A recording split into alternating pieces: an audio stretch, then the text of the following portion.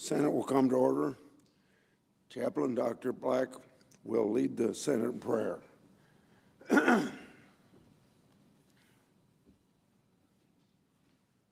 Let us pray. Eternal God, we give our hearts to you, for you are good, and your mercies endure forever. You rule the day and the night. You are our hope for the years to come. Lord, we thank you for your faithfulness, your guidance, and your unfailing love. Strengthen our lawmakers when they are weak. Give them wisdom when they are uncertain, and give them peace in every season of their lives. Help them to trust you with their cares, to walk in your ways, and to reflect your goodness to those around them. Lord, bless their families and all who are in need of your grace. May your presence comfort our senators and your truth lead them each day. And Lord, thank you for our new Summer 2026 Page class. We pray in your sovereign name. Amen. Will you please join me in the pledge? I pledge allegiance to the flag of the United States of America and to the republic for which it stands, one nation under God, indivisible, with liberty and justice for all.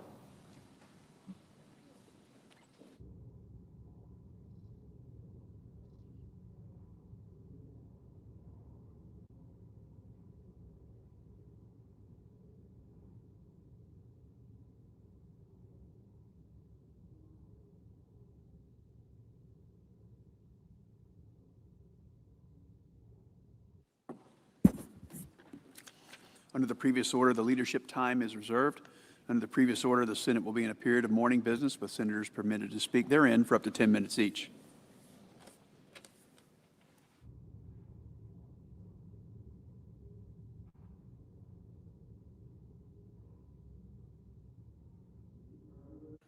Senator from Iowa. On June the 6th, 1944, the United States and allied nations led that historic invasion on the beaches of Normandy, France. 2 days ago, there was a remembrance of that occasion at a place called Omaha Beach. Nearly 160,000 Allied troops, 5,000 ships, 13,000 aircraft supported the assault against Hitler-dominated Europe. That allowed the Allied powers to gain a foothold in Europe. And 11 months later, Europe was free of Adolf Hitler. While victory eventually followed, D-Day came with very heavy casualties. Thousands of paratroopers died before they even landed out of the sky, and amphibious tanks faced rough surface, and only 2 of 29 tanks made it ashore. Courageous infantrymen who stormed Omaha Beach were also severely disadvantaged and met with brutal welcome from German artillery. On D-Day alone, more than 9,000 Allied soldiers were killed or wounded. More than 2,000 were American servicemen. Knowing this history ought to prepare us for today and tomorrow and well into the future, because these sacrifices remind us of a hard truth, that failing to confront aggression early deepens the cost as time goes on. That lesson is something that we should keep top of mind as we continue efforts to address aggression today, whether it's Russia's invasion of Ukraine, Iran's destabilization efforts across the Middle East, and rising tensions with China. These challenges are different than they were in World War II, but the pattern is very familiar. As we reflect on the anniversary of D-Day, we should be reminded, not only of the bravery of those who fought, but the united front that made that victory possible. That same unity forged by America's doctrine of peace through strength will determine whether we preserve peace or pay a far higher price in the future. I yield the floor to suggest the absence of a quorum. Roll.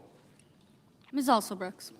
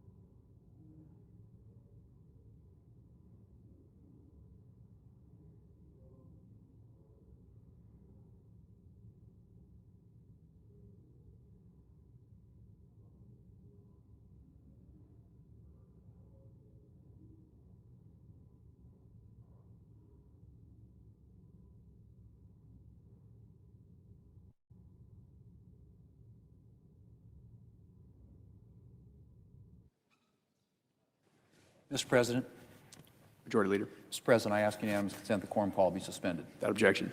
Mr. President, sometimes I have to wonder if Democrats remember the last election and how 4 years of record-breaking illegal immigration on President Biden's watch helped hand the House, the Senate, and the White House to Republicans. Because to watch the Democrat Party right now, you'd think that 2024 never happened. Democrats not only haven't rejected the open borders philosophy of the Biden administration, they've doubled down. At least we had the Border Patrol and Immigration and Customs Enforcement under President Biden. Now every Senate Democrat is on record as wanting to shut down those agencies. That's right. Democrats voted to defund the agents who stand guard on our nation's borders and help prevent dangerous individuals from entering our country. They voted to defund the agents who remove criminal illegal immigrants who do make their way into the United States. And when I say defund, Mr. President, I mean defund. Democrats oppose giving these agencies a single dollar. And I really hope that my Democrat colleagues are not going to attempt to defend themselves by claiming that they simply wanted reforms of these agencies and that Republicans wouldn't give them. Because as the record amply reflects, Democrats were offered reforms again and again. The White House not only made reforms on its own, it repeatedly offered Democrats a robust legislative package. But Democrats weren't interested, presumably because they somehow thought that defund law enforcement and abolish border security would play well for them in November. Of course, I'm pretty sure most Americans don't think we should eliminate security at our nation's borders or open the floodgates for unchecked illegal immigration. But that hasn't stopped Democrats from embracing defund the police 2.0. Mr. President, I am happy to report that as of Friday, Democrats' crusade to defund border security and law enforcement is well on its way to failure. For now at any rate. Senate Republicans passed legislation to fund Border Patrol and Immigration and Customs Enforcement for the next 3 years to ensure that Democrats can't try defunding these agencies again this fall. But, Mr. President, it is deeply disturbing that we are in this position, that we are having to use the reconciliation process just to get normal appropriations passed for border security and immigration enforcement. The damage that Democrats caused in the 2026 fiscal year has been immense.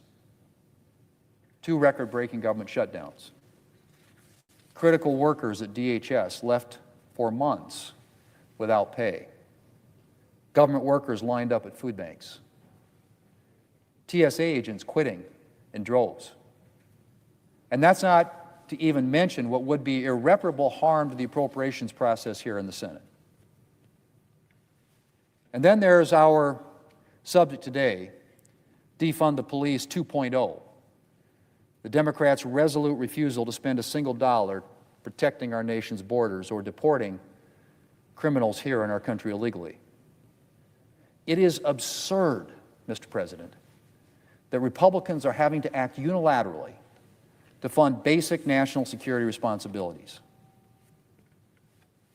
What is the Democrat Party going to propose defunding next? The DEA? The FBI? Our nation's military? Where exactly does this insanity end? The Democrat leader has repeatedly attempted to cloud the issue, going so far as to make the insane suggestion that Congress somehow has to choose between our national security responsibilities and addressing the challenges facing hardworking Americans. To which I say, not only can we walk and chew gum at the same time, but we have an obligation to do so. It is our responsibility as members of Congress to work to alleviate not only the economic challenges facing Americans, but to protect our nation's security, and that includes securing our borders and attempting to ensure that criminals, drug traffickers, terrorists, and other dangerous individuals do not make their way into our country. And that if they do make their way in, they are identified and deported. Mr. President, as long as Republicans are in charge, we will be focused on both the economic challenges facing our country and on securing peace and safety for hardworking Americans. On our watch, there will be agents at our borders to prevent terrorists, traffickers, and other dangerous individuals from making their way into our country. And there will be agents to take criminal, illegal immigrants off of America's streets. I only wish I could say the same of our Democrat colleagues. Mr. President, I yield the floor.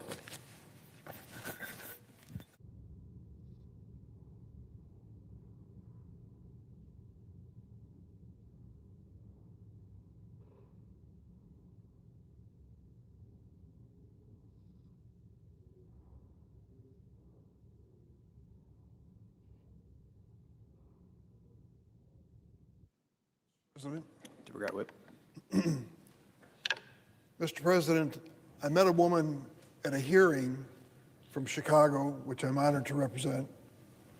Her name was Miramar Martinez. On a Saturday morning last October, Ms. Martinez decided she had some spare clothes that she was going to take to her church to give to people who needed clothing. She got in her car on Kedzie Avenue and was driving along when she ran into a group of ICE agents who stopped her. She's Hispanic and appears to be Hispanic, and they decided to question whether or not she was in America illegally. She'd committed no crime, violated no law. She was just driving looking Hispanic, which was enough for them. Before it was all over, she was driving away from the scene and was shot 5 times by the ICE agents. How this woman survived, I'll never know, but she did. And of course, she had to go through a lot of hospitalization and a lot of trouble. But she insisted to the ICE agents that she'd never violated a law. And when it was all over, they sought her out at a hospital and arrested her, and then within days or weeks, dropped all charges. They argued in the original charge that her car had crashed into one of the ICE agents' cars, and therefore she had committed a criminal act. When it was all over, that car was removed from the scene and never produced again. They took it to New England, for goodness sakes, from Chicago, so that no one could actually look to see if there was any damage on it. There wasn't. Miramar Martinez survived. It was nothing short of a miracle. She was swept up into this hysteria that President Trump started at his rallies, when he would get up and say over and over again, we've got to stop these rapists and murderers and terrorists and the criminally insane and child predators who came across the border under the Biden administration. We're going to get them, and we're going to send in the people to make sure that happens. In came the ICE agents. Did you happen to watch what happened in Minnesota? Did you notice the 2 innocent individuals who were protesting, for sure, but were not violating the law, who were shot down and killed in Minneapolis? That's what's happened here and what's led to what the Republican leader just described, the difference between Democrats here, Republicans there, about how we should handle this issue. Let me say here again what I've said many times. I was chair of the Senate Judiciary Committee. I'm now the ranking Democrat. Immigration is one of our issues, and here's what I think is the bottom line. I feel everyone agrees with. I hope they do. The bottom line is this. We should never knowingly allow a dangerous person to come into this country. Short declarative sentence. Never knowingly allow a dangerous person to come into this country. Second, if someone is in this country and wants to stay, wants any kind of legal status, and commits a dangerous crime, they're gone. No ifs, ands, or buts, you're gone. Third point, we need an orderly process at our border. We cannot accept all of the people in the world who want to immigrate to the United States at this moment. There has to be an orderly process. Those, I think, are the 3 basic principles that most Americans agree on. Some will disagree. But I come to this issue with a personal agenda. My mother was an immigrant to this country. She was brought here at the age of 2. Hers was a poor family from Lithuania that came to the land of opportunity, East St. Louis, Illinois, where I was born and raised.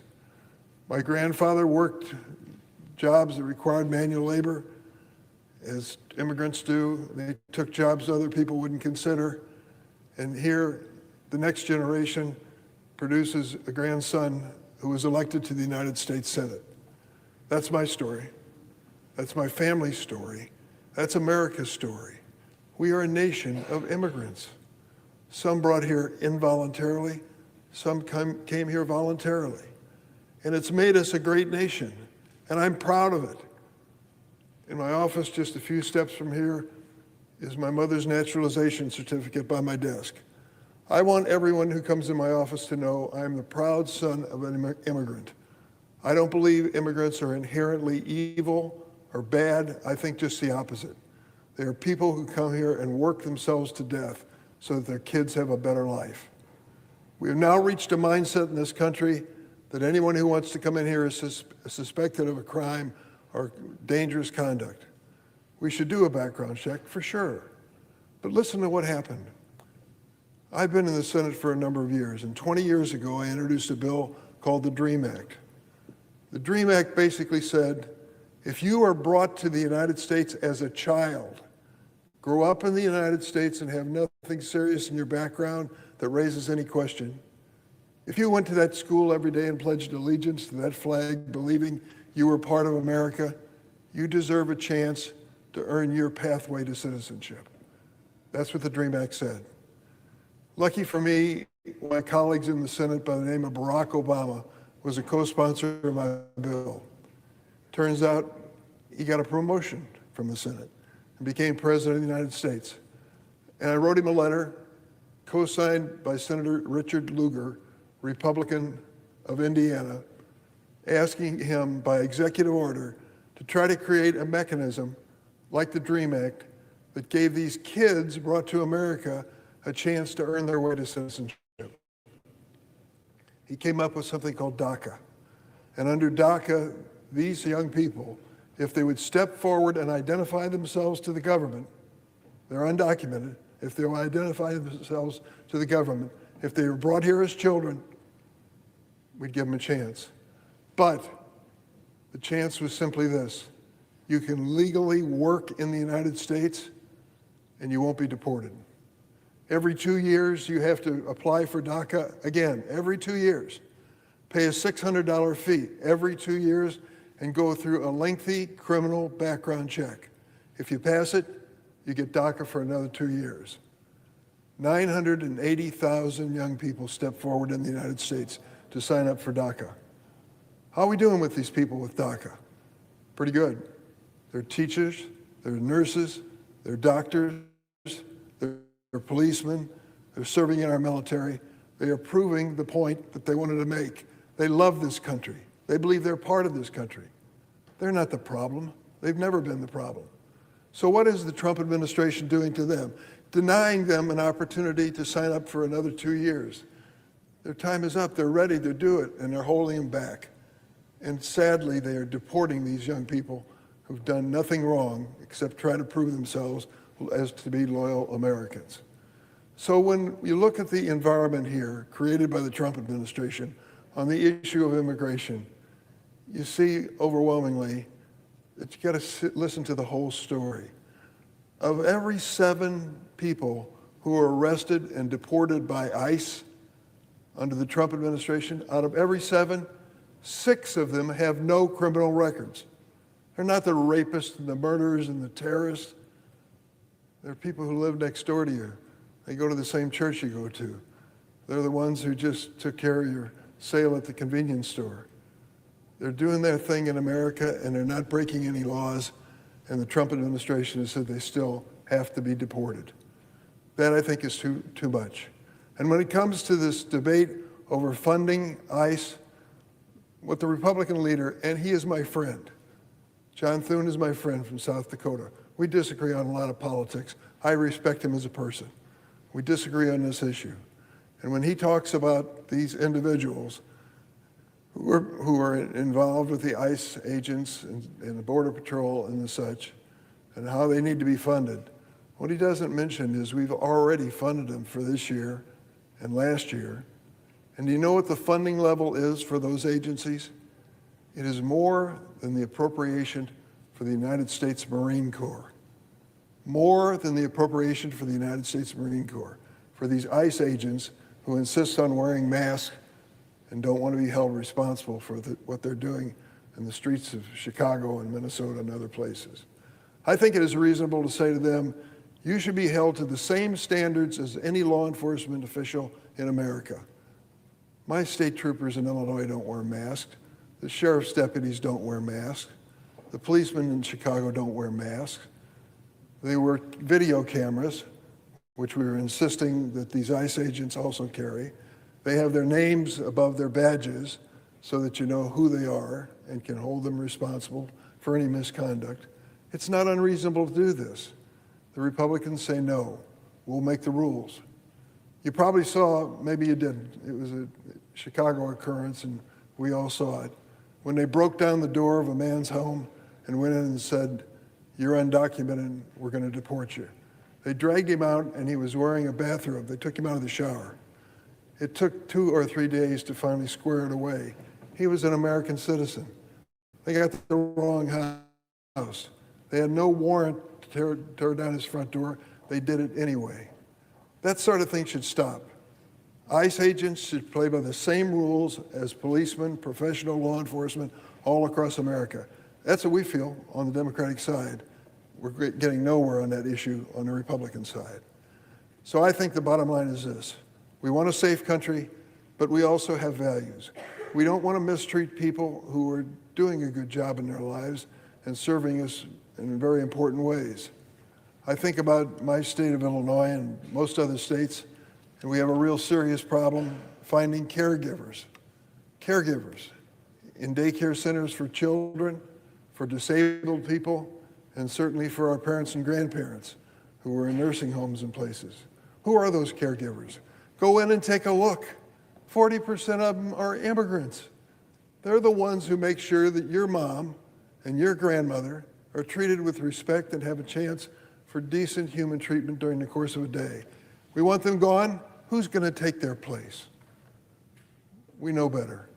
These are tough jobs. They don't pay an awful lot of money. These folks deserve a lot more than they're currently being paid. But the reality is immigrants are critically important. The Farm Bureau is a very conservative organization in my state of Illinois. Politically, I know they're on the other side for most issues from me, but I always welcome them each year to hear what they have to say. They came to see me recently and talked about farm labor, migrant farm labor. There was a lady who had an orchard in southern Illinois. It's pretty well known for peaches and apples and the like. And she said, Senator, I can't get the local high school kids to take any job in my orchard. I can't even get them to go to the fruit stand, and I put in an air conditioner to sell fruit to people who drive by. I have to deal, if I'm going to deal with anybody, with migrant labor. People that I've known and have worked for me for years. Now they're afraid to come to the United States. Will you help me? And I said, I'll try to help you if I can. But the bottom line is they're scared. They're frightened of what's going to happen to them if they come to the United States. Is that a healthy thing? This lady said, I'm not going to be able to keep this orchard for another year or two if I can't get workers to pick the fruit and to sell the fruit as part of the operation. A lady from a dairy farm in northern Illinois, hundreds of miles away, same story. She said, we don't have enough kids. We used to have a lot of kids in dairy farm families. We don't have enough kids anymore. We need migrant labor to come in and help us on the farm. That's part of America. It's a job that most people don't jump to take, but it's an important job, an important part of our future. So I would just say that to my friend, Senator from South Dakota, we ought to be able to work this out, don't you think? It seems to me if we're reasonable.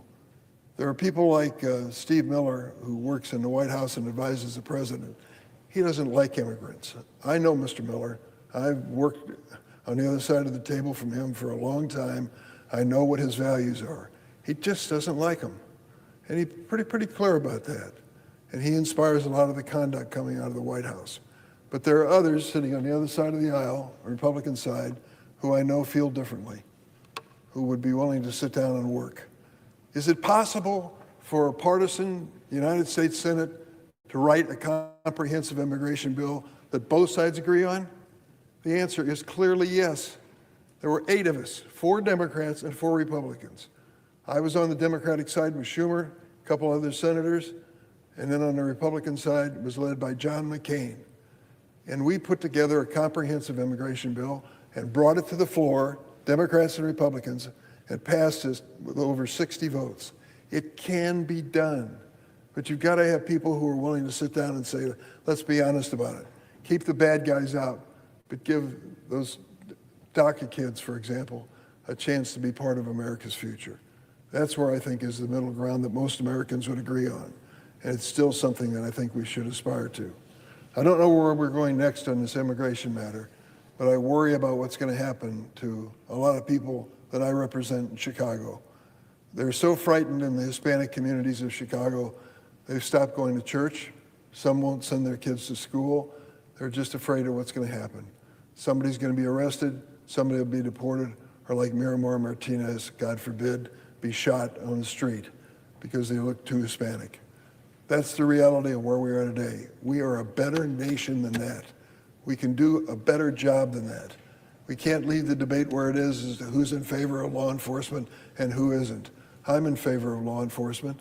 I certainly was in favor of January 6th when the insurrectionists mobbed this Capitol and ran us out that door of the Senate because they were coming into this chamber, rifling through our desk, aping for cameras. That was the reality. They attacked the law enforcement in this building that protected all of you, still protects you to this minute, and protects me and everyone else who works here, the Capitol Hill Police.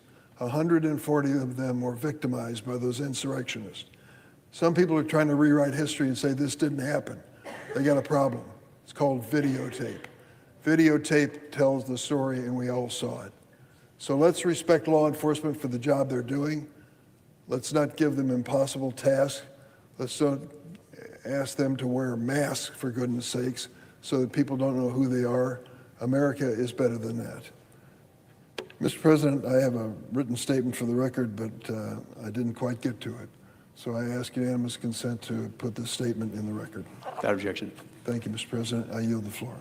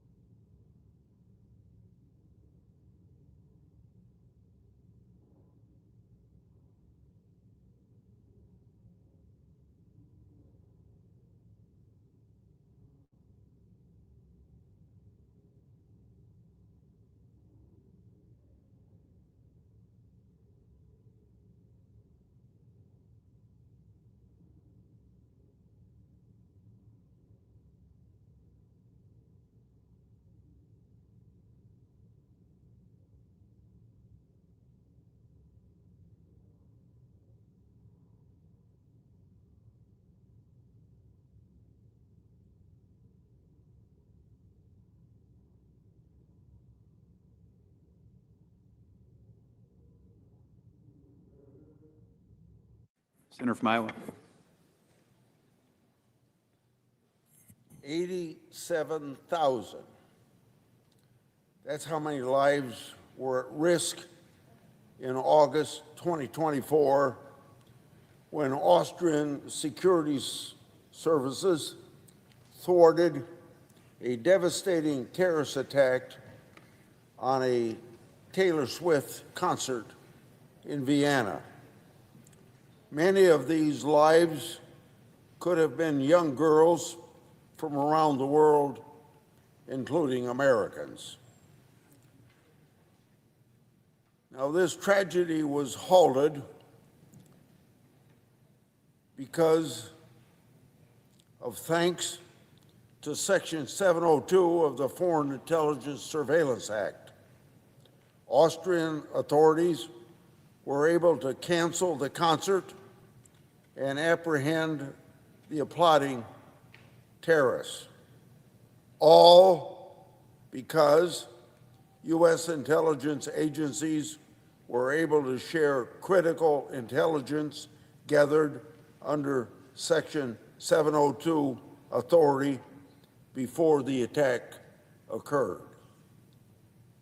In 4 very short days, Title VII of the Foreign Intelligence Surveillance Act, including this essential service, expires.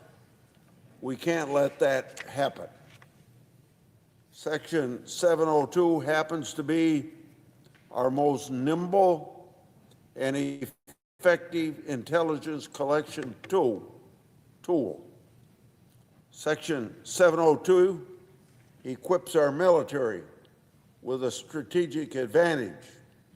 It protects our troops overseas, and it keeps terrorists, foreign adversaries, and dangerous illicit drugs from harming Americans, enabling over 90% of synthetic drug disruptions. It helps our intelligence and law enforcement community to defend our homeland from attacks, and it's essential for protecting our cybersecurity infrastructure. Title VII, then, is critical to our national security, but it doesn't just protect us from security threats, it also protects us from government abuse and government overreach. Now, if Title VII expires, not only do we lose Section 702's utility, we also lose all of its civil liberties, privacy, transparency, and accountability measures. There's a dangerous assumption that the program will function seamlessly if this statute expires on Friday. While I hope the certifications issued a few months ago will still apply in the event of the statute lapsing, this is not a certainty. There will be high-stakes litigation and a very real possibility that intelligence collection will cease, at least temporarily. And in this work of intelligence gathering, minutes do matter. Letting 702 lapse is a real gamble that we can't afford to take. So let's be very clear. If Section 702 lapses, our adversaries will benefit greatly and Americans will suffer. In other words, we'll be less secure in our safety as well as our privacy. Over the last few weeks, I've worked closely with Senators Cotton and Warner, the administration, the national security community, and members of the House to develop a product that delivers meaningful reforms while maintaining Section 702's essential operational effectiveness. This product is bipartisan, bicameral, and it strikes the right balance. The reforms in our bill build on the substantial reforms passed by the Congress in 2024. Again, I want to be clear that the reforms of 2024 that goes by the acronym RISA, are working. FBI query compliance is at 98.9%, with the remaining non-compliant queries due to typos and other harmless errors. This isn't the same program plagued by abuse a few years ago that civil libertarians rightly condemned, and by their condemnation brought about some of the reforms in the 2024 bill. Because our bill builds on what the House sent us a few weeks back. It retains and strengthens the provisions and the good progress made by our colleagues in the other chamber, and at the same time adds 11 additional reforms that deliver real transparency and accountability.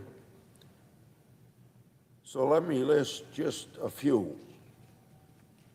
First, it requires the Justice Department to rescind and replace the Department of Justice memo drafted by the previous administration that, quite frankly, illegally restricts congressional oversight access to the Foreign Intelligence Surveillance Court. Now, why the previous administration didn't want to carry out the transparency requirements of the last Congress, I don't know, but they didn't do it.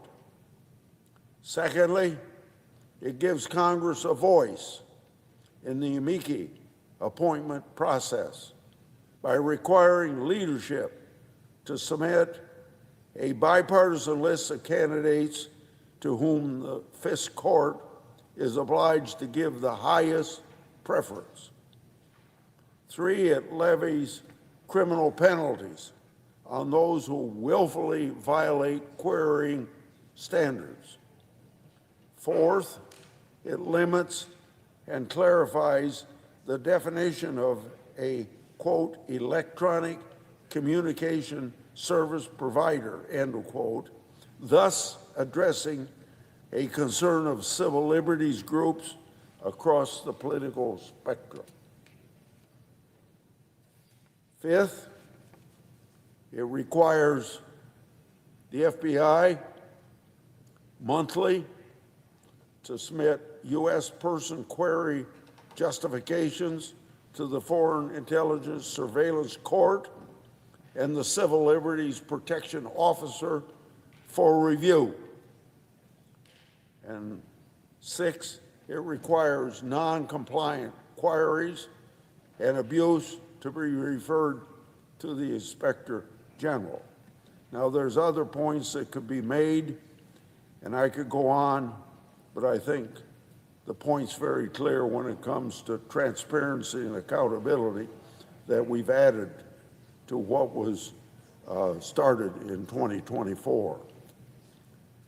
There's no doubt that this bill is a compromise. That's how things are done in the United States Congress and particularly in the Senate. This bill isn't the clean reauthorization called for by the administration. This bill also isn't the maximalist approach called for by some skeptics of this program. This bill reflects what the American people expect and the American people deserve the reauthorization of a very important national security tool, but coupled with meaningful guardrails and transparency. If Title VII lapses, not only will these thoughtful and thorough reforms fail to become reality, but we'll lose many of the key reforms instituted in the last reauthorization of 2024. This Section 702 is the most transparent and most scrutinized intelligence collection in history. If it lapses, so does Congress's essential insight into and oversight of its functions. So, we owe it to our constituents to protect them from threats from terrorists and other adversaries, but also to defend their privacy and civil liberties. Our bipartisan, bicameral, thoughtful bill accomplishes both goals.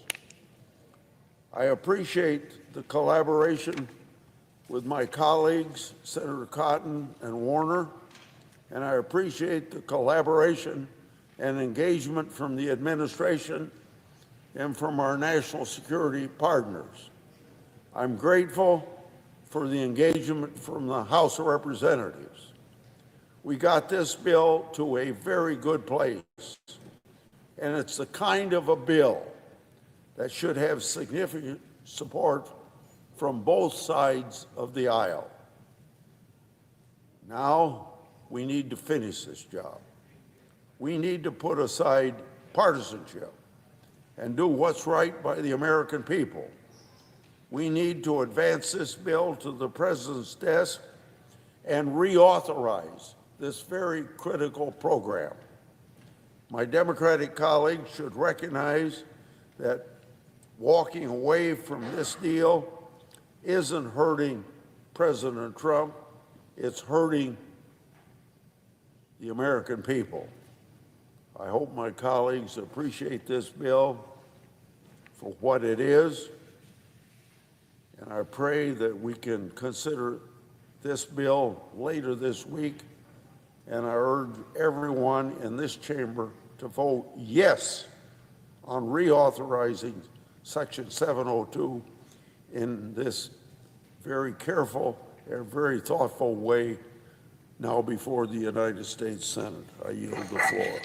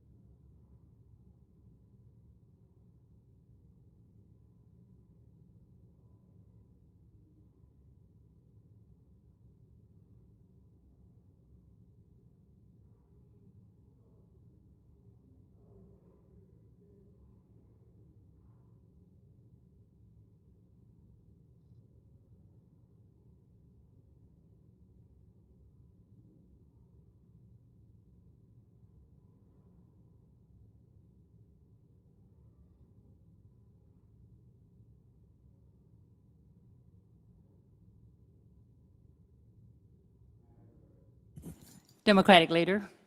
Well, just about everyone in America hates Trump's slush fund. But every Senate Republican but one, is culpable for allowing Trump to go forward with the slush fund. Again, people in America hate the fund. Every Senate Republican allowed Trump to go forward with his slush fund. They supported a reconciliation bill that had no restraints on Trump's corrupt slush fund, even after Democrats forced vote after vote trying to ban the fund. The American people will remember how Senate Republicans sided with Trump instead of them, and it doesn't bode well for the GOP. Yesterday, Trump showed how empty Todd Blanche's promise is to drop the MAGA slush fund. Asked whether he'd stop trying to give cash payouts to his corrupt cronies, convicted criminals, and January 6th insurrectionists, Trump said, "If it was up to me, I'd pay them the kind of money that they deserve." What they deserve? The only thing January 6th insurrectionists deserve for maiming police officers is to sit in a prison cell. But Donald Trump and Senate Republicans think the rioters deserve a cut of Americans' paychecks. Trump went on to say, quote, "I think the weaponization fund is a great idea, and so do many other Republicans." Listen to that, America. Donald Trump has no intention of dropping his slush fund. You don't have to be a senator to see just how corrupt, just how crooked Trump's slush fund scheme is. But Senate Republicans chose not to outlaw Trump's plan to line his pockets with American tax dollars. Senate Republicans are complicit in Trump's corruption. Democrats set up a procedure and used reconciliation to show exactly where Republicans stood on the slush fund, and the American people were aghast. Republicans could have supported Democratic amendments to ban the slush fund permanently. Republicans could have voted for our amendment to prevent taxpayer-funded payouts to violent January 6 rioters. Republicans could have stood with the American people, but instead, they reaffirmed their loyalty to Trump and his corrupt administration. Now, yesterday marked 100 days since Donald Trump launched one of the most foolish misadventures in the history of American foreign policy. Trump launched his disastrous war with Iran without a clear objective, without a coherent strategy, and without a care for how it would endanger our brave service members and hurt the American people. 100 days later, Trump still has no idea how to extricate America from this mess of his own making. And he still doesn't seem to care that the American people are struggling to bear the costs at the gas pumps every day. Trump said it himself, "I don't think about American financial situation." He doesn't think about it.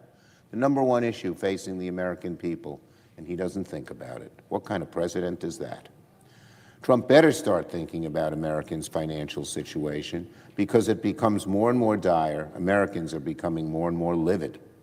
Costs on everything from gasoline to groceries to consumer goods are through the roof because of Trump and his war. American families have spent an extra $750 on average these past 100 days to meet the rising costs of Trump's war. And every time Americans go to the pump and see a gallon of gasoline costing well over $4, they know who to blame: Donald Trump. For 100 days, Trump has claimed that peace is just a way. For 100 days, Trump has claimed that peace is just days away, only for negotiations to crumble over and over and over again. Trump's efforts at peace by press release won't stop the fighting. Congress needs to reassert its powers under the Constitution and end this war. Soon, Senate Democrats will force another vote on our War Powers Resolution to end the war.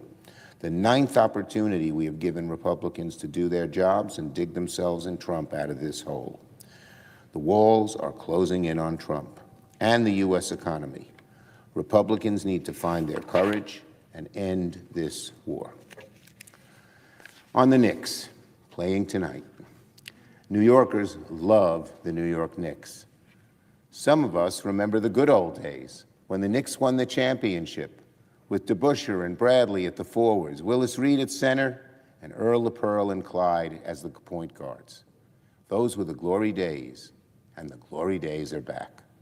So with the New York Knicks set to play the San Antonio Spurs in a few hours, tonight ought to be all about the game, the players, and the fans.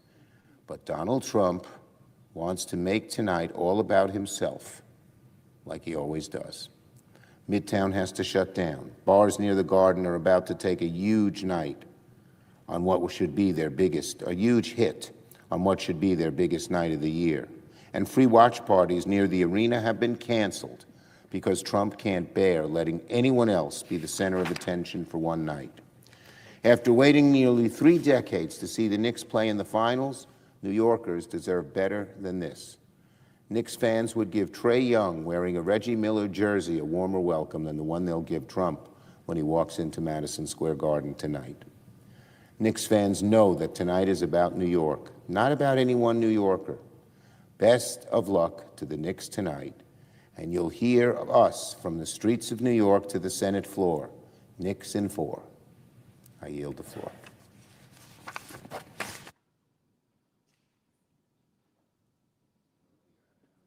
The quorum. Clerk will call the roll. Ms. Alston-Brooks.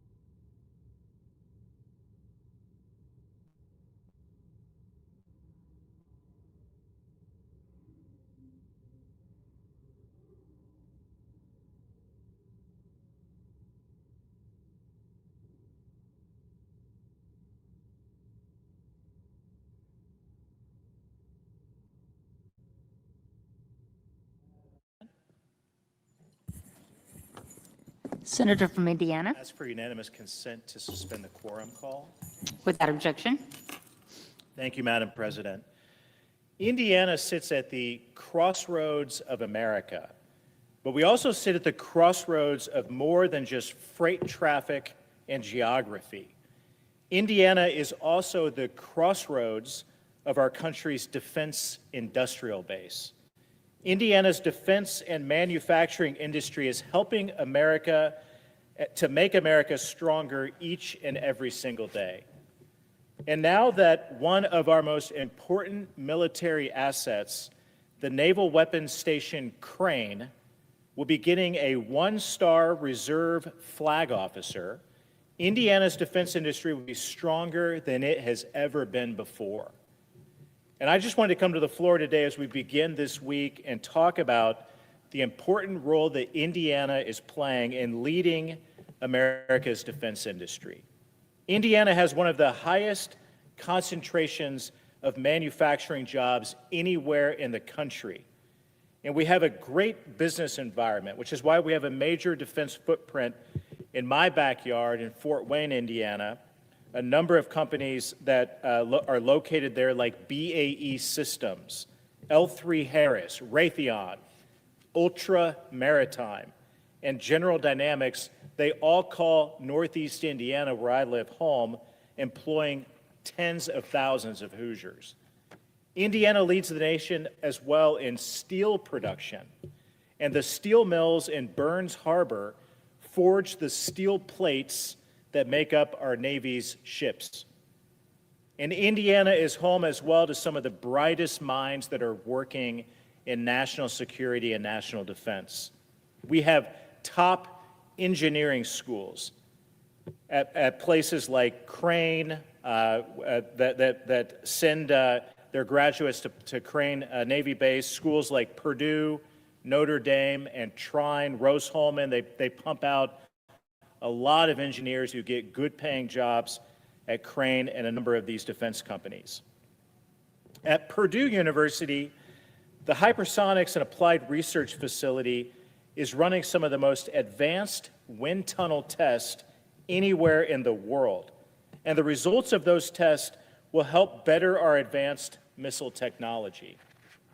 Purdue also has a presence at Crane at the Westgate at Crane Technology Park, a 750-acre campus dedicated to the research and development of hypersonics, energetic materials, and microelectronics. At Notre Dame, the Hypersonic System Initiative is focused on researching and developing advanced hypersonic flight vehicles. Notre Dame is also part of the Naval Engineering Education Consortium, a Navy-funded research and workforce bridge that allows Notre Dame students and faculty to work on hypersonics projects that are taking place at Crane Navy Base. But perhaps more important than all of that, our coveted asset is the Crane Naval Weapons Station.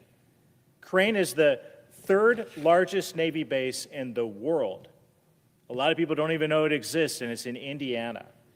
In less than a decade, Crane has made nearly 2,000 new hires and has had over $3 billion of economic impact on the state of Indiana. It's been incredible to watch Crane grow into a truly state-of-the-art defense industrial powerhouse. Earlier this year, I took part in the groundbreaking ceremony of the Prometheus project at Crane.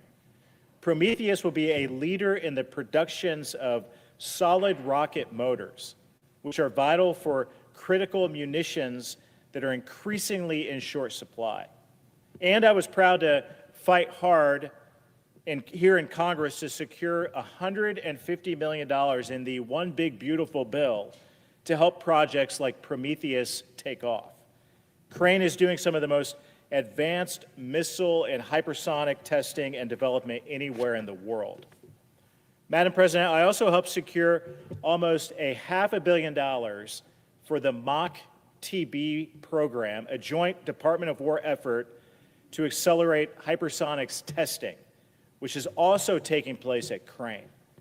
Crane is also, by the way, managing the Mock XL program, another Department of War initiative designed to accelerate the development, testing, and production of affordable, high-speed, hypersonic weapons systems.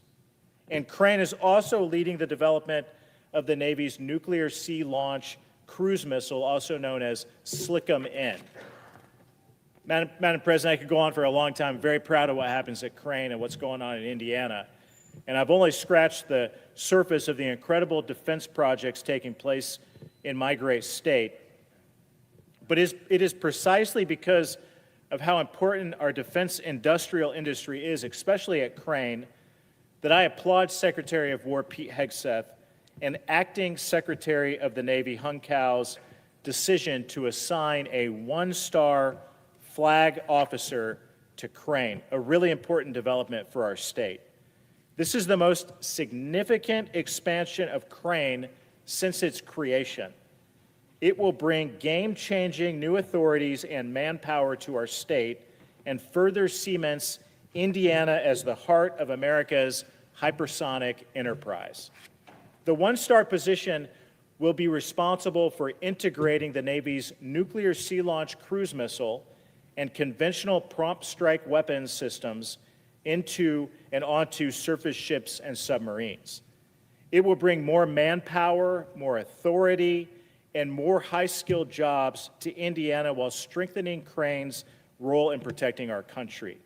Our country will be stronger because of this move that Secretary Hegseth and Acting Secretary Hung Cao have made.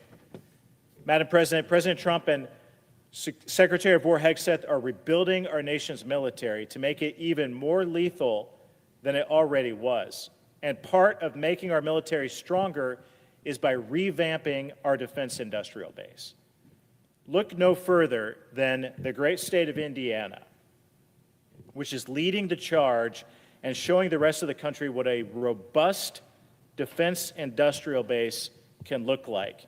Hoosiers will continue to work hard to make our country safer, and I look forward to welcoming this one-star Navy admiral to Crane when he arrives later this year. Thank you, Madam President, for your time. I love to brag about Indiana and our defense industrial base and all the great things happening in our state to contribute to our national defense and our national security. With that, I yield back.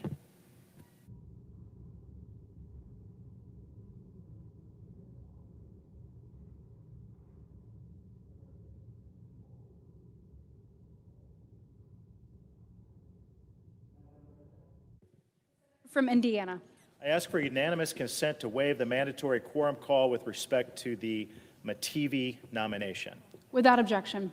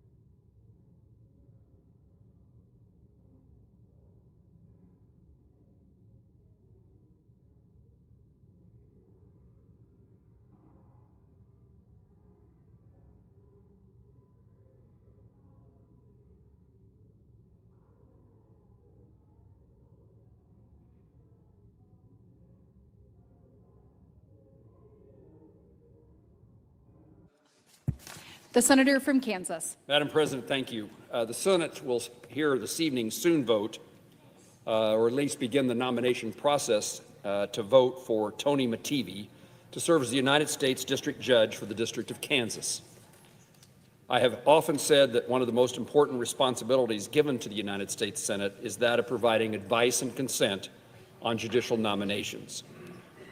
Over many years, I've had the opportunity to get to know Mr. Mattivi, and I have seen firsthand his dedication to public service, to our justice system, and to our country. He's a graduate of the Metropolitan State College of Denver and Washburn University Law School in Topeka, Kansas. During law school orientation, he met his wife, Mary, who now serves as a Shawnee County District Judge, a state judge, and they have 3 children. Mr. Mattivi served as a federal prosecutor for more than 20 years, handling complex cases on behalf of the Department of Justice involving drug trafficking, violent crime, and terrorism. Following his time in federal service, Mr. Mattivi was confirmed as the director of the Kansas Bureau of Investigation, providing him with additional capabilities and utilizing his capabilities in additional law enforcement responsibilities. He's provided strong leadership at the Kansas Bureau of Investigation, the KBI, and he has made the public safer, as is his priority. I'm the chairman of the Appropriations Subcommittee that funds the Department of Justice, and in that regard, I've worked with Mr. Mattivi throughout his time as the director of the Kansas Bureau of Investigation. He's demonstrated his devotion to serving Kansans, improving the judicial system, and I'm confident his experience in the courtroom and in law enforcement will aid him well on the federal bench. During the White House's selection process to fill vacancies in Kansas's U.S. District Courts, I met again with Mr. Mattivi and had a serious conversation about this position, this being his becoming a district judge for the federal district in Kansas. As he has throughout his career, he continued to impress me with his qualifications, experience, and commitment. For these reasons, I urged the White House to nominate him, and I'm confident Mr. Mattivi will serve Kansans well performing this role, and I now urge my colleagues to join me in supporting his nomination to serve as a U.S. District Judge for the District of Kansas. Madam President, that concludes my remarks about Mr. Mattivi, and I now ask unanimous consent that the previously scheduled roll call vote occur immediately. Without objection. The clerk will report the motion to invoke cloture. Cloture motion. We, the undersigned senators, in accordance with the provisions of Rule 22 of the Standing Rules of the Senate, do hereby move to bring to a close debate on the nomination of Anthony W. Mattivi of Kansas to be United States District Judge for the District of Kansas, signed by 17 senators. Under the previous order, the mandatory quorum call under Rule 22 has been waived. The question is it the sense of the Senate that the debate on the nomination of Anthony W. Mattivi of Kansas to be United States District Judge for the District of Kansas shall be brought to a close? The yeas and nays are mandatory under the rule. The clerk will call the roll. Ms. Elsabrooks, Mr. Armstrong, Ms. Baldwin, Mr. Banks, Mr. Barrasso, Mr. Bennett, Mrs. Blackburn, Mr. Blumenthal, Ms. Blunt Rochester, Mr. Booker, Mr. Bozeman, Mrs. Britt. Aye.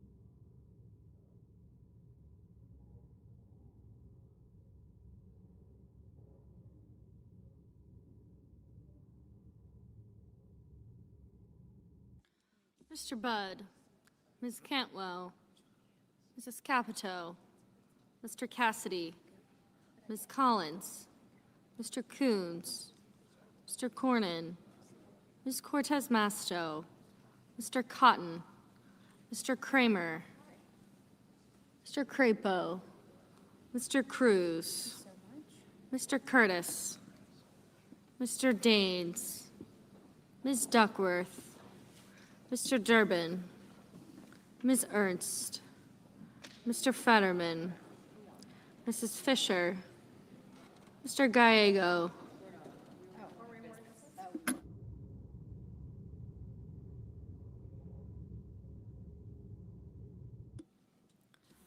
Mrs. Gillibrand, Mr. Graham, Mr. Grassley, Mr. Haggerty, Ms. Hassan, Mr. Hawley,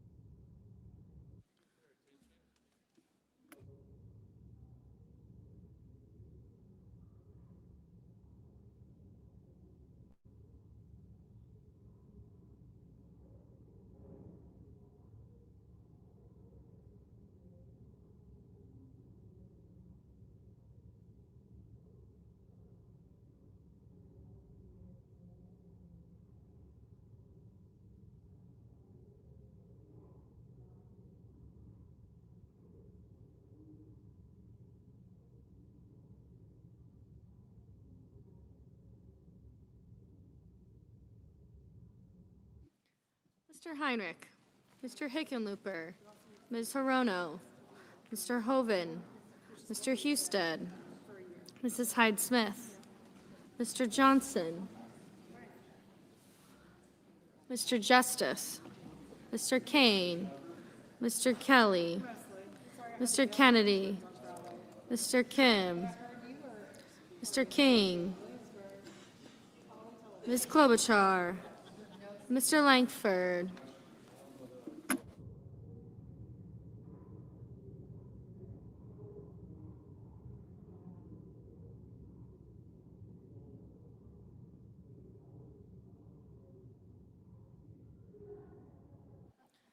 Mr. Lee, Mr. Lujan, Ms. Lummis, Mr. Markey, Mr. Marshall, Mr. McConnell, Mr. McCormick, Mr. Merkley, Mrs. Moody, Mr. Moran, Mr. Marino, Ms. Murkowski, Mr. Murphy, Mrs. Murray, Mr. Ossoff, Mr. Padilla, Mr. Paul, Mr. Peters, Mr. Reed, Mr. Ricketts, Mr. Risch, Ms. Rosen, Mr. Rounds, Mr. Sanders, Mr. Schatz, Mr. Schiff, Mr. Schmidt, Mr. Schumer, Mr. Scott of Florida, Mr. Scott of South Carolina, Mrs. Shaheen, Mr. Sheehy, Ms. Slotkin, Ms. Smith, Mr. Sullivan, Mr. Thune, Mr. Tillis, Mr. Tuberville, Mr. Van Hollen, Mr. Warner, Mr. Warnock,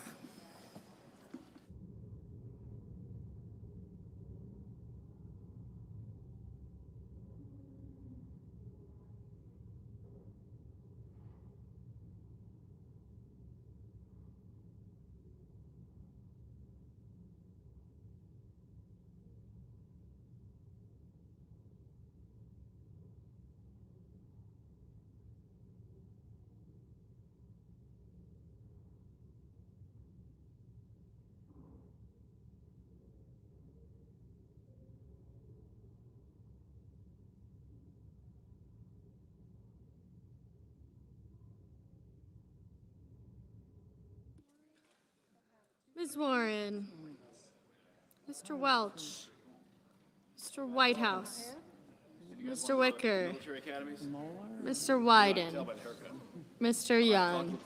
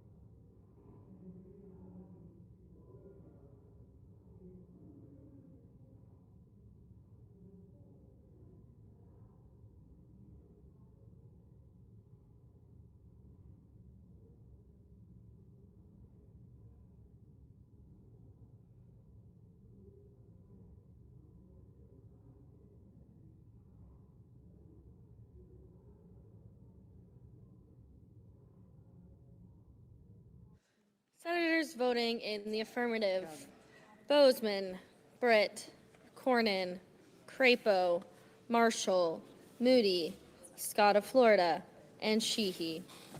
Senators voting in the negative: Gillibrand, King, Markey, and Whitehouse. There you go. Mr. Kane. Mr. Kane, no.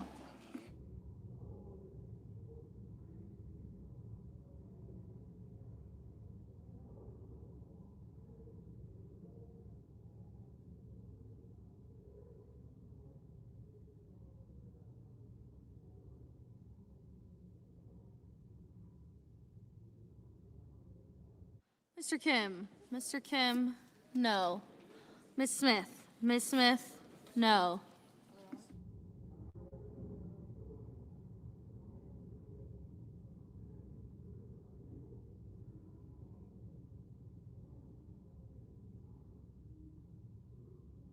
Mr. Kennedy. Mr. Kennedy, aye.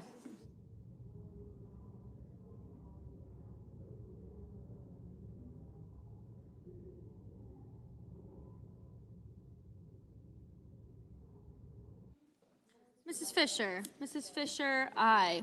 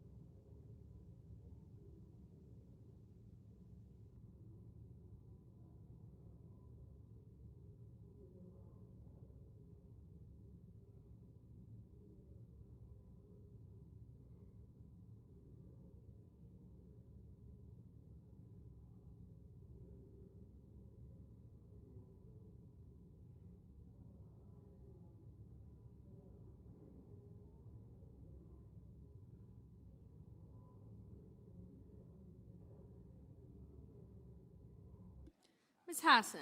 Ms. Hassan, no.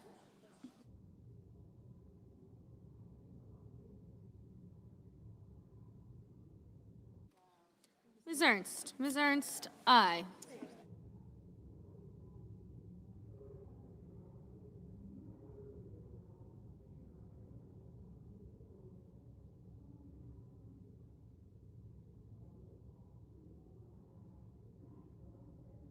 Mr. Warner. Mr. Warner, no. Mr. Schatz. Mr. Schatz, no.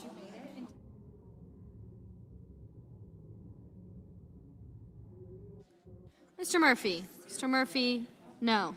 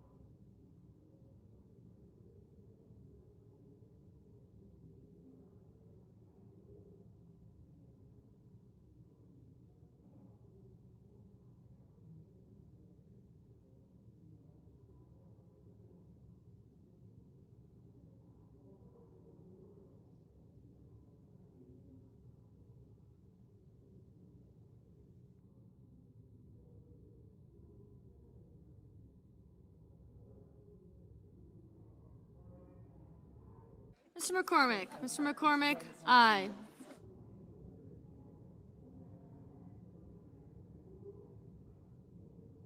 Mr. Lujan. Mr. Lujan, no. Mr. Haggerty. Mr. Haggerty, aye. Mrs. Murray. Mrs. Murray, no.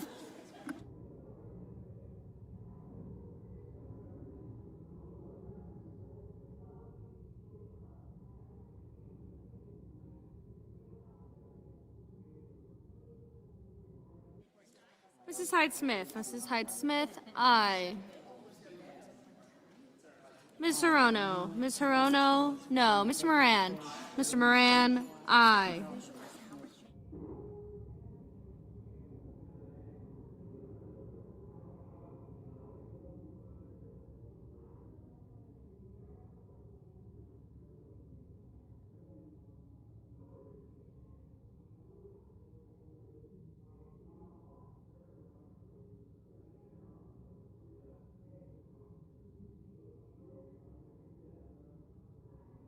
Ms. Murkowski. Ms. Murkowski, aye.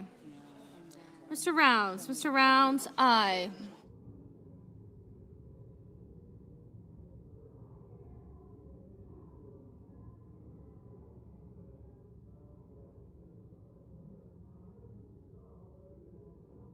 Mr. Thune. Mr. Thune, aye.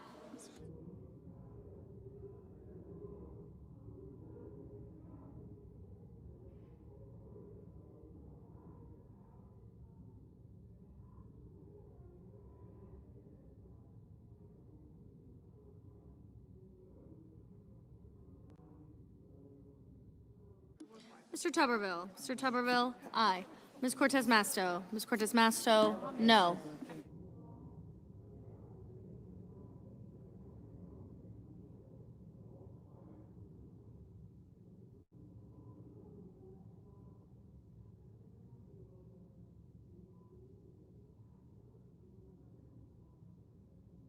Ms. Baldwin. Ms. Baldwin, no. Ms. Warren.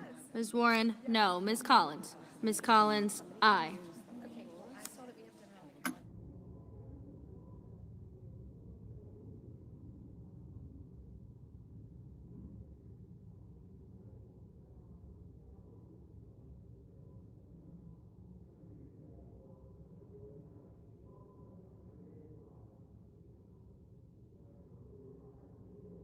Mr. Scott.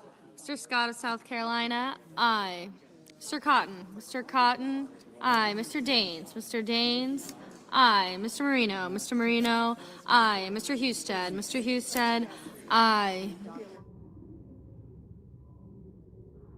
Mrs. Blackburn. Mrs. Blackburn, aye. Mr. Barrasso. Mr. Barrasso, aye.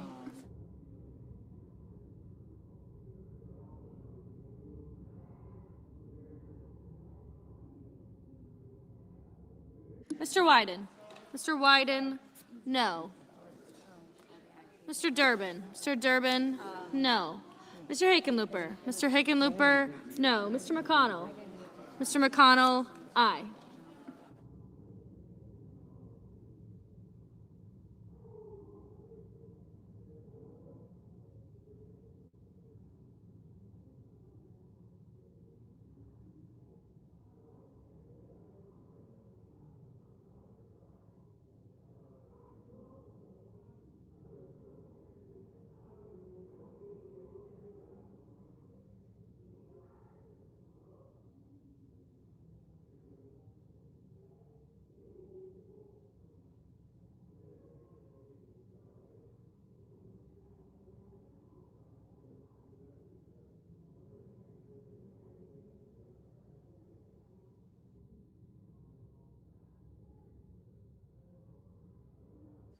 Mr. Langford? Mr. Langford, aye.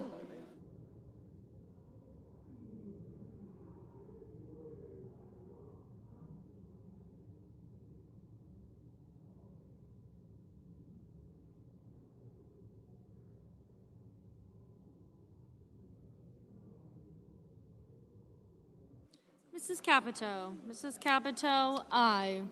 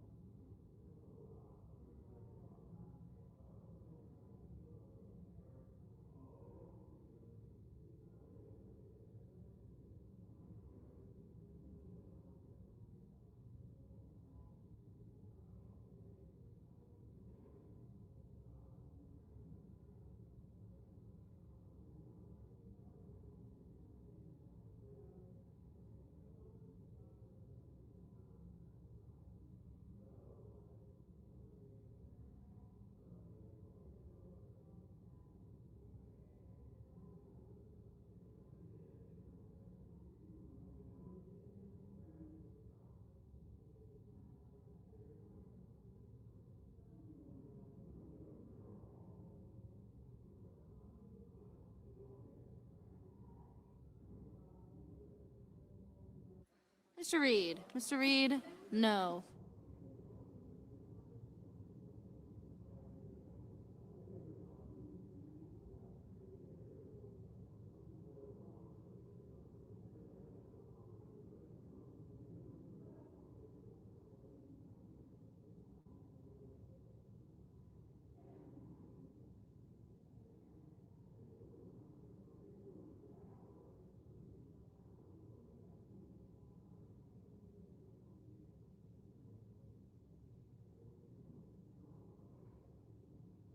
Mr. Grassley? Mr. Grassley, aye.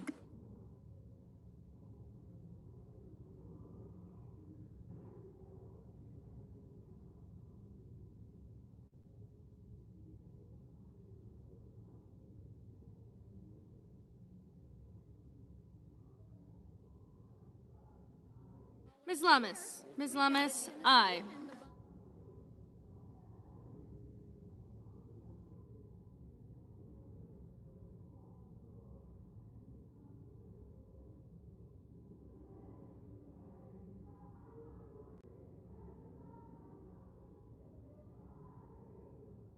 Mr. Justice? Mr. Justice, aye.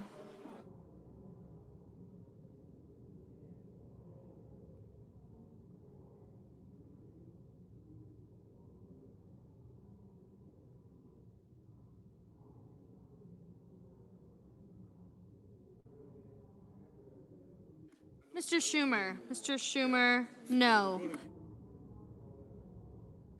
Mr. Armstrong. Mr. Armstrong, aye.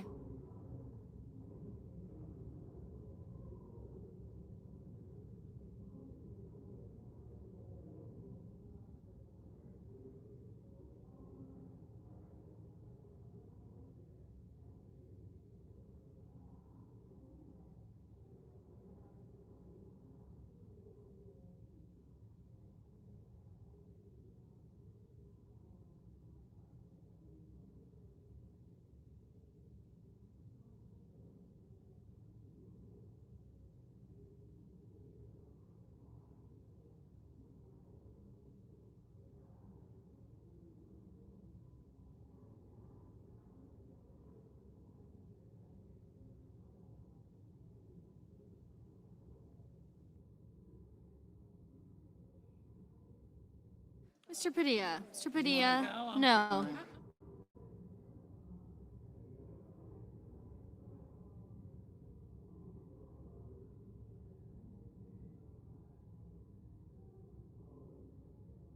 Mr. Welch. Mr. Welch, no.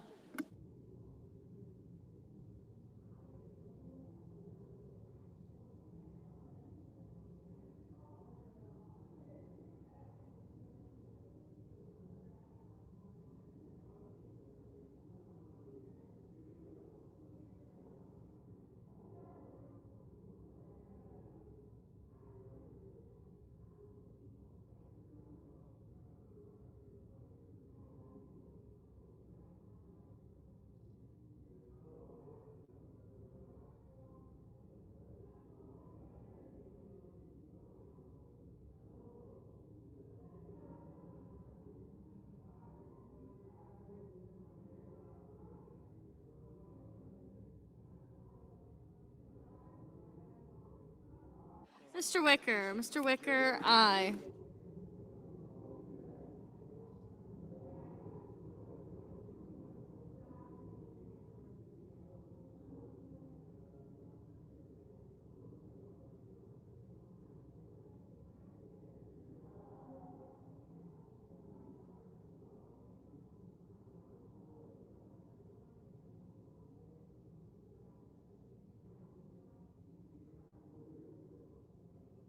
Mr. Johnson. Mr. Johnson, aye.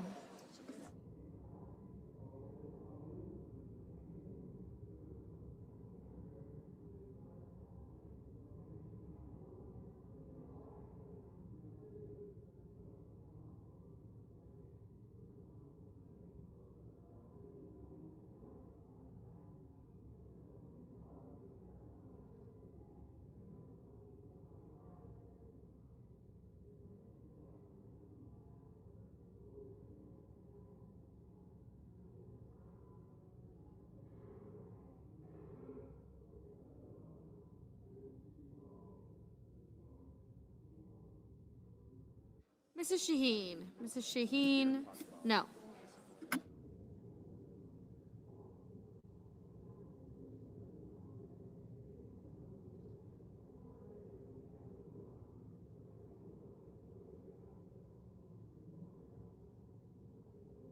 Mr. Warnock. Mr. Warnock, no.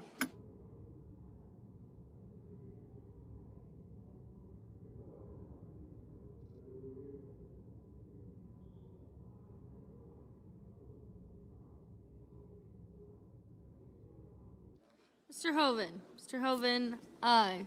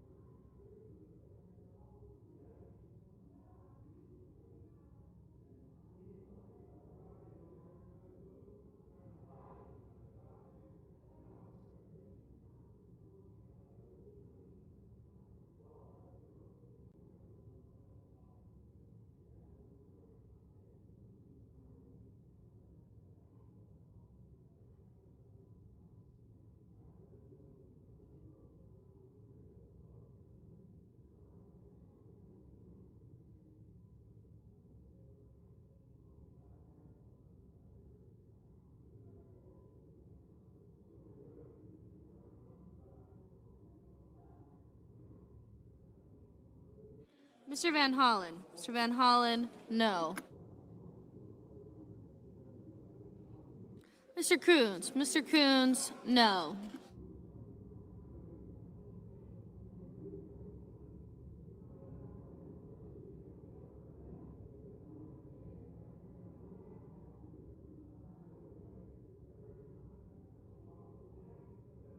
Mr. Ricketts. Mr. Ricketts, aye.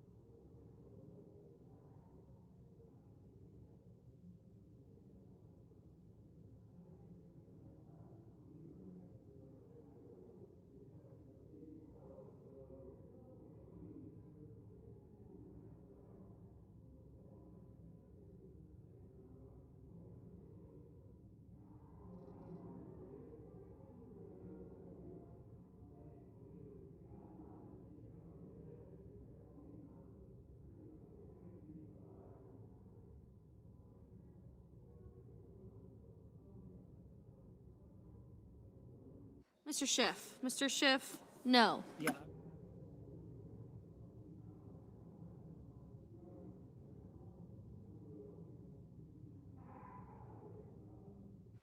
Mr. Budd. Mr. Budd, aye.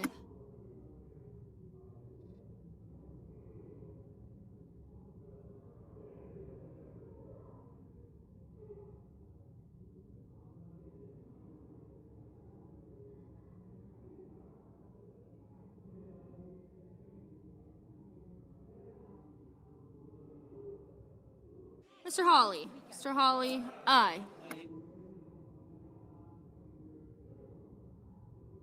Mr. Heinrich. Mr. Heinrich, no.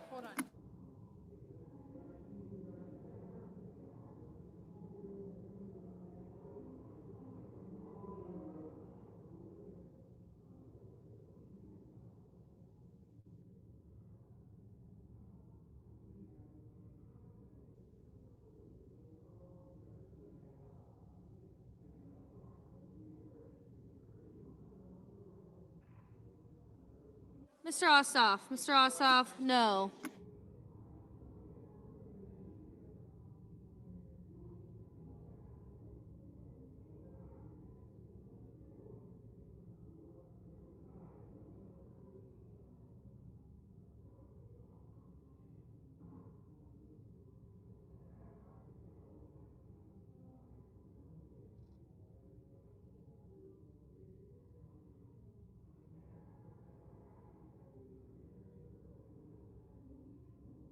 Mr. Lee. Mr. Lee, aye.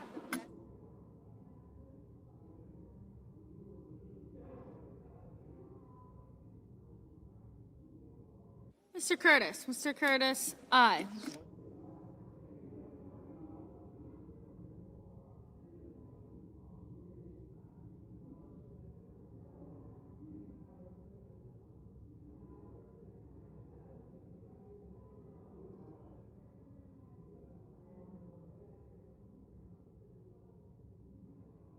Ms. Duckworth. Ms. Duckworth, no.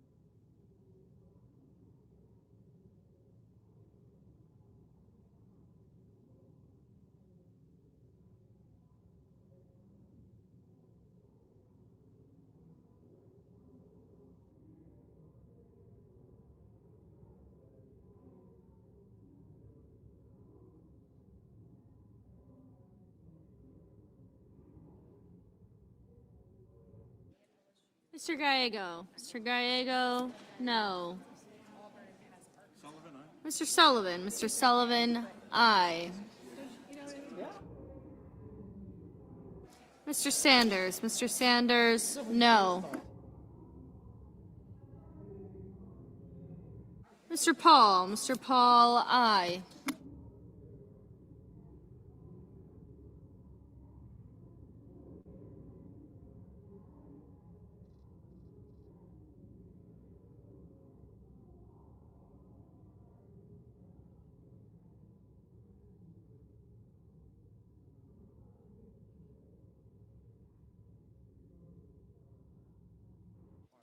Ms. Rosen. Ms. Rosen, no.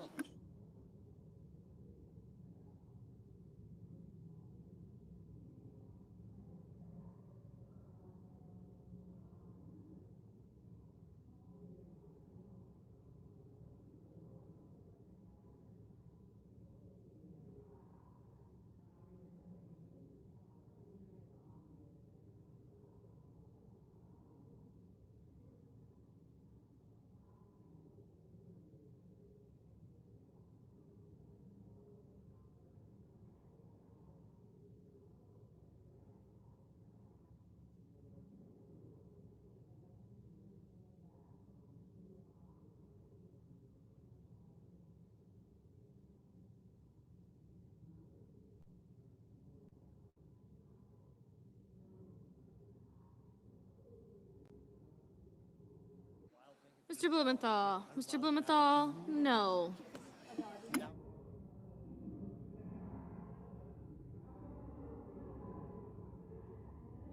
Ms. Blunt Rochester. Ms. Blunt Rochester, no.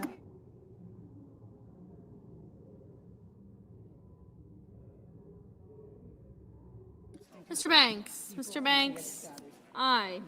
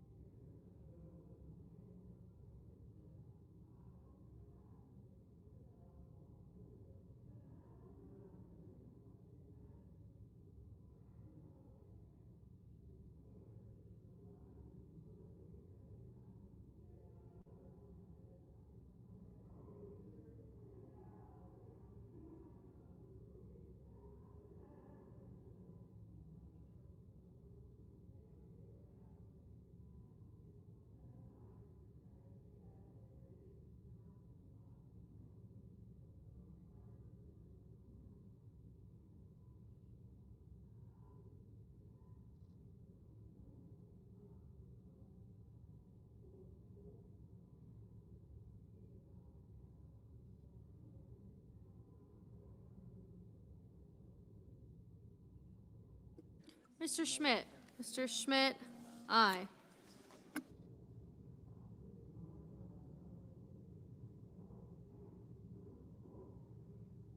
Ms. Alsobrooks. Ms. Alsobrooks, no. Mr. Kelly. Mr. Kelly, no.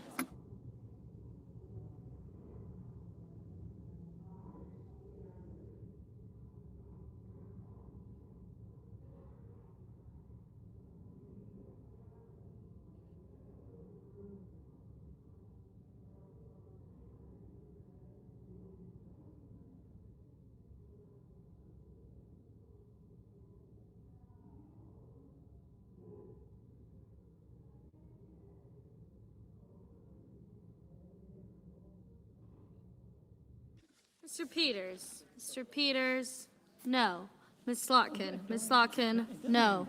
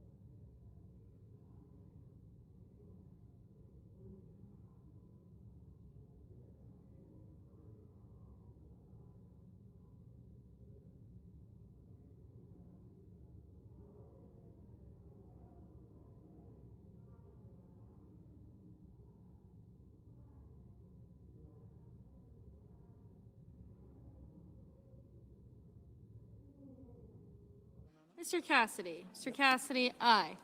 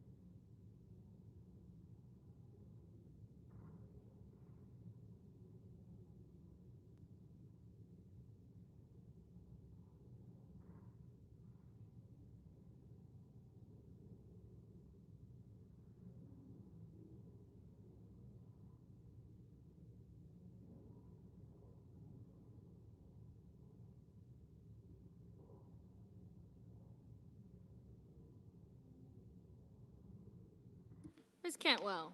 Ms. Cantwell, no.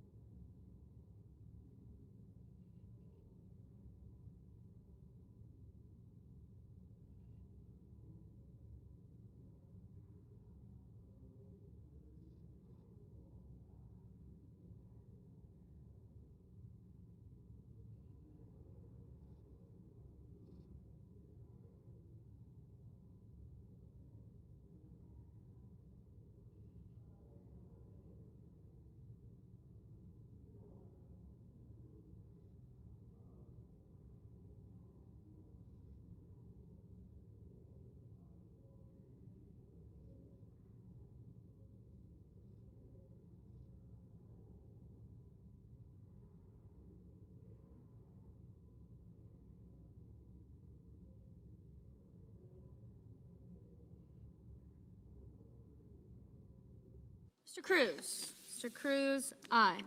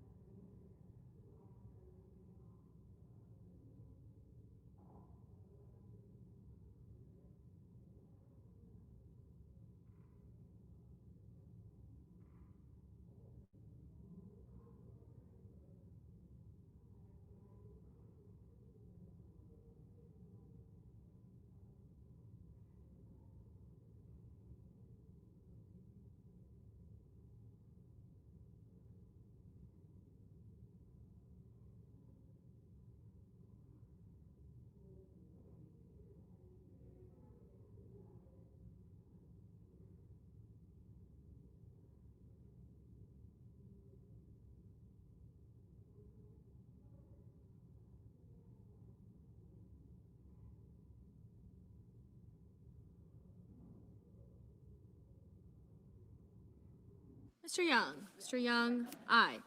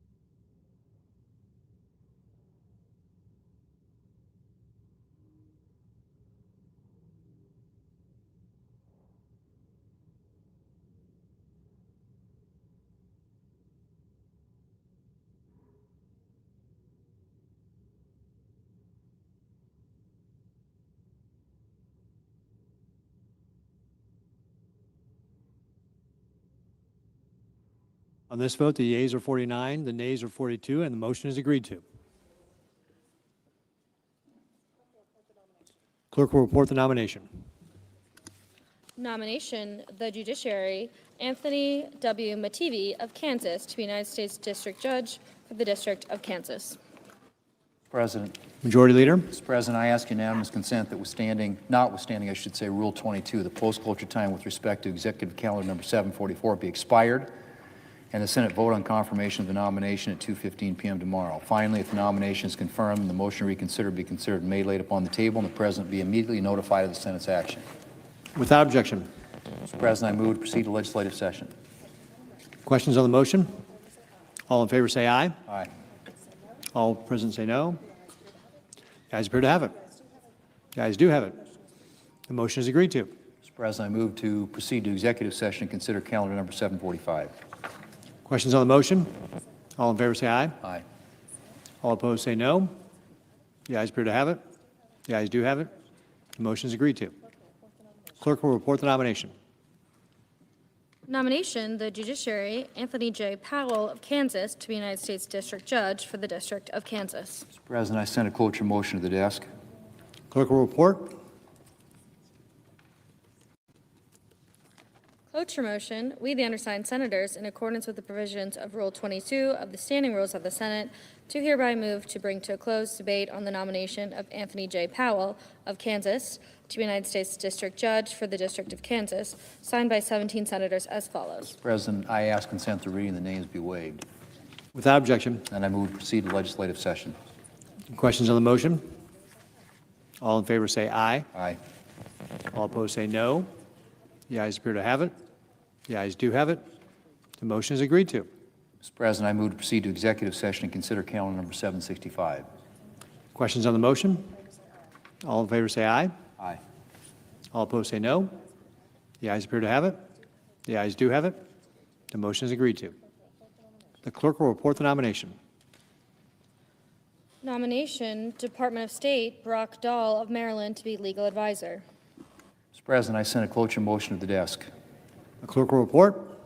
Cloture motion, we, the undersigned senators, in accordance with the provisions of Rule 22 of the Standing Rules of the Senate, do hereby move to bring to a close debate on the nomination of Brock Dahl of Maryland to be legal advisor of the Department of State, signed by 17 senators as follows. Mr. President, I ask consent that reading the names be waived. Without objection. And I ask unanimous consent that the Senate resume legislative session and be in a period of morning business with senators permitted to speak therein for up to 10 minutes each. Without objection. Mr. President, I have 4 requests for committees to meet during today's session of the Senate. They have the approval of the majority and minority leaders. Duly noted. Mr. President, I ask unanimous consent that the Committee on Banking, Housing, and Urban Affairs be discharged from further consideration of S-645 and the Senate proceed to its immediate consideration. The clerk will report. S-645, a bill to award a Congressional Gold Medal collectively to the individuals and communities who volunteered or donated items to the North Platte Canteen in North Platte, Nebraska, and so forth. Without objection, the committee is discharged. The Senate will proceed to the measure. Mr. President, I ask unanimous consent that the bill be considered read a third time and passed, and that the motion to reconsider be considered made and laid upon the table. Without objection. Mr. President, I ask unanimous consent that the Senate proceed to the immediate consideration of calendar number 308, S-1157. Clerk will report.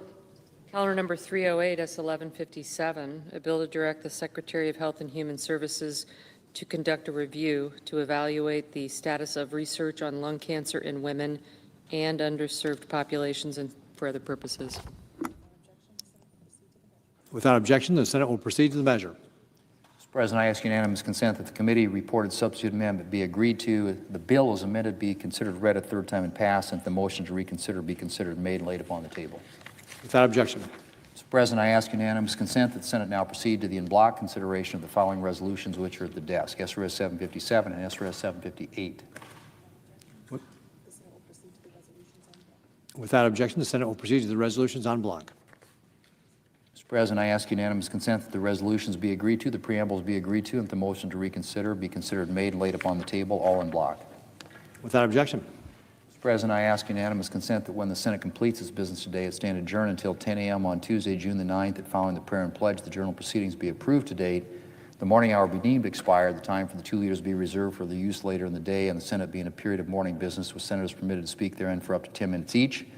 Further, that the Senate recess from 12:30 to 2:15 p.m.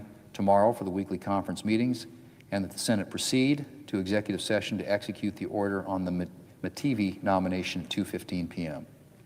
Without objection. Mr. President, if there's no further business to come before the Senate, I ask that it stand adjourned under the previous order. The Senate stands adjourned until 10 a.m. tomorrow.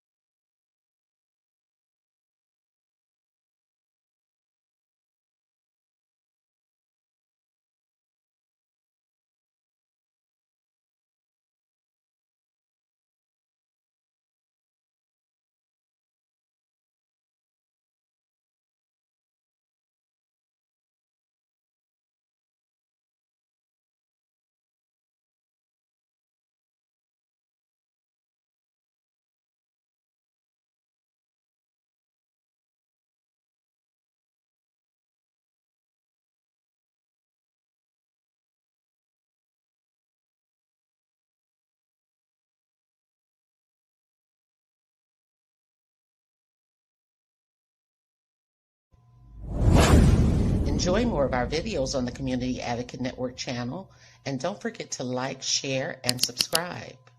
If you would like to advertise your service, special announcement, or event, you may contact us at the Community Advocate Network at gmail.com. For community resources and services, exclusive articles, and video content, join our private community on Patreon. Link is in the bio.